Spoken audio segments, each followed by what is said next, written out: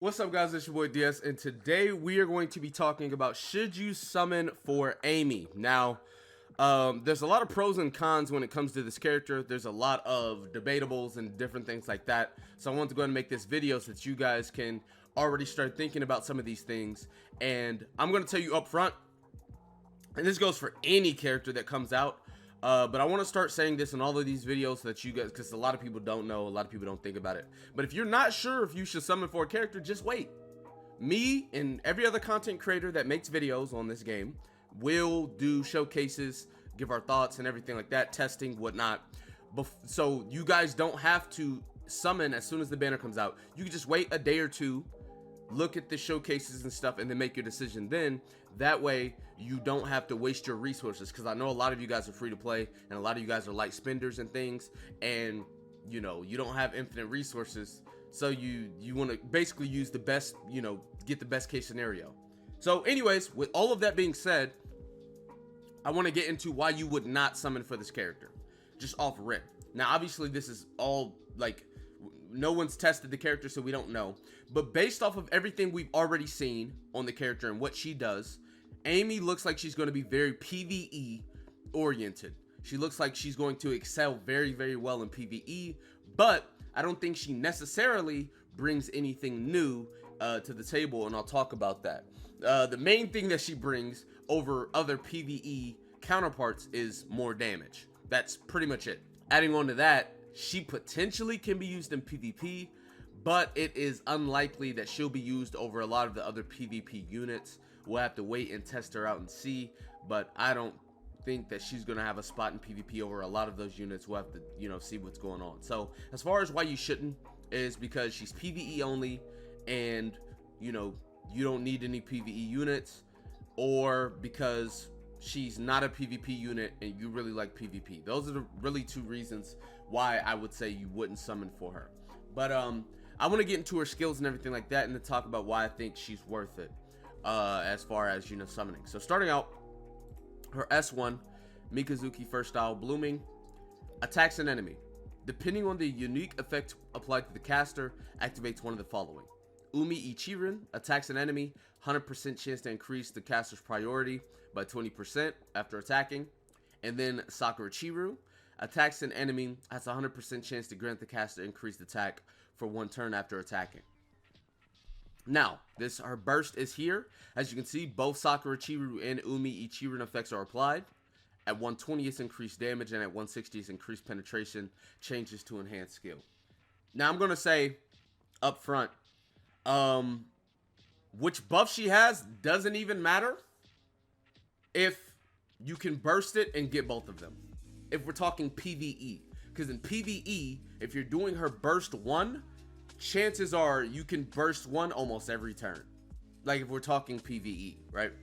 Now obviously, if you had to pick one, you probably want the attack buff, but it's situational at that point, so it's like you know, you don't get to really choose.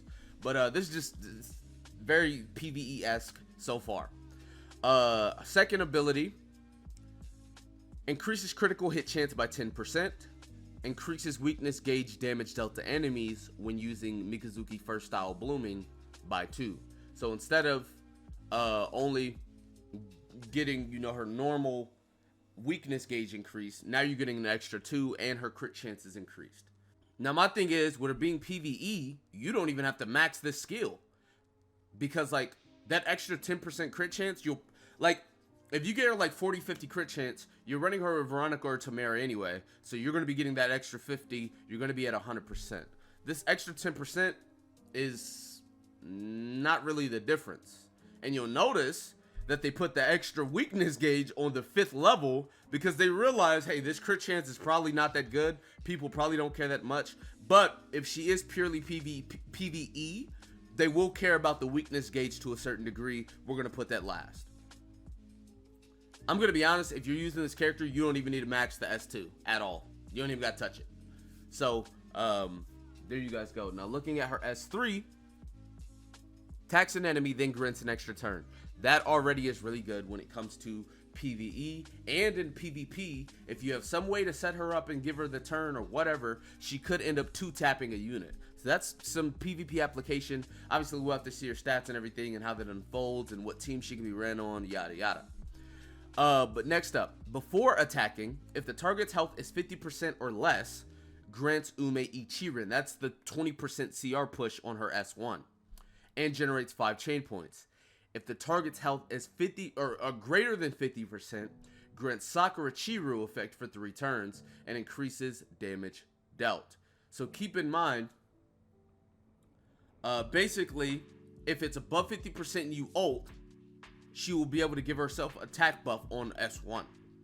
If it's 50% or below, she will be CR pushing every turn. Now, none of this matters if you burn because you get both of them. Keep in mind, I believe the cooldown...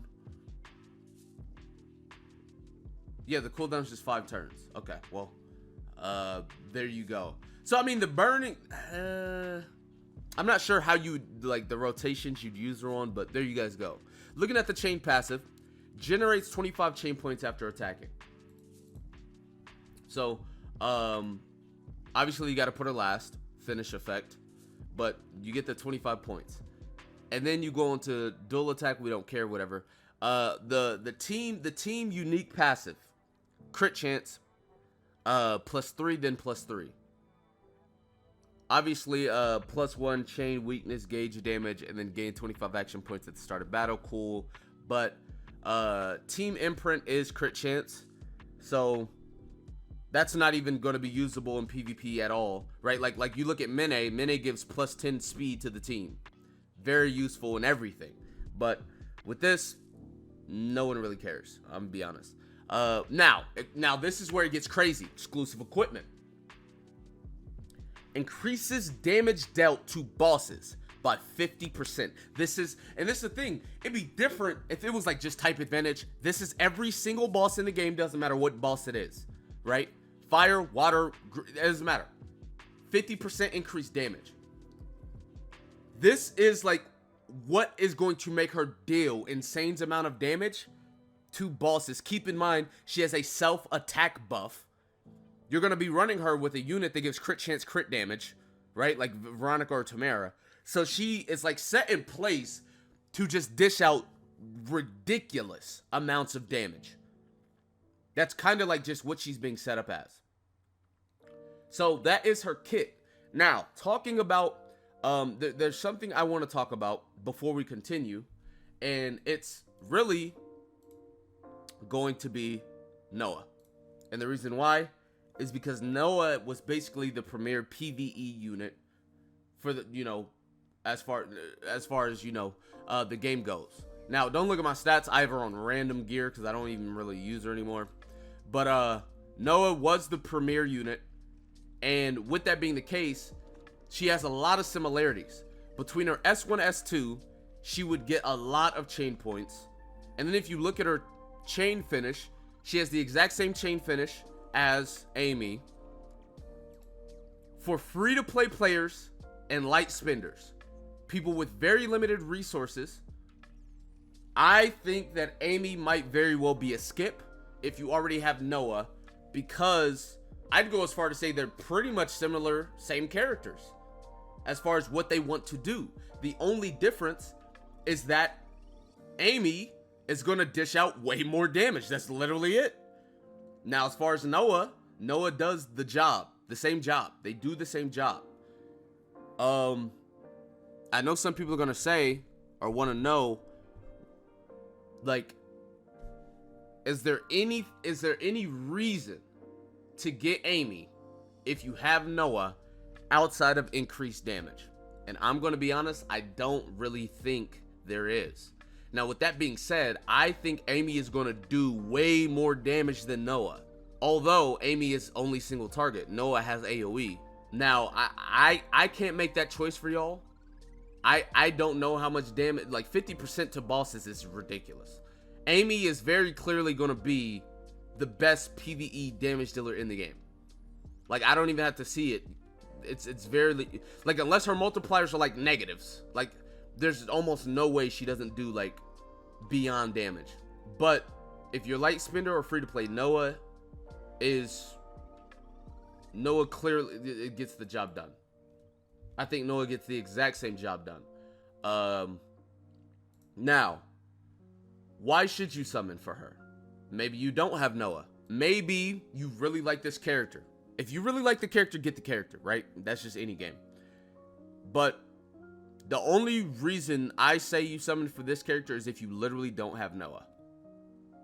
I'm going to be, or unless, like, I'm talking about like free to play light spender. If you spend money in this game, or you got as many resources as you want, or you have been playing the game since day one, so you have every character but this character, then yeah, sure, go summon. But as a free to play light spender, someone who doesn't have every single character, the only reason I could recommend is if you don't have Noah. Now, on top of that, I'm pretty sure Eternal is the next side banner. As you guys know, we have Lapis right now, but my point is, if you look at the event's 3 weeks.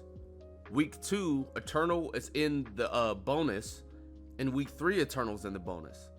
But on top of that, Eternal is also getting a skin. Now, I'm not saying this is 100% guaranteed, because no one knows, but I feel like there's no reason they would do that if we don't have, like, if Eternal is not the banner. All I'm saying is Eternal is much better for an account, in my opinion, than AME is, simply because Noah exists. Let's say Noah never existed, then sure, get AME, but Noah does.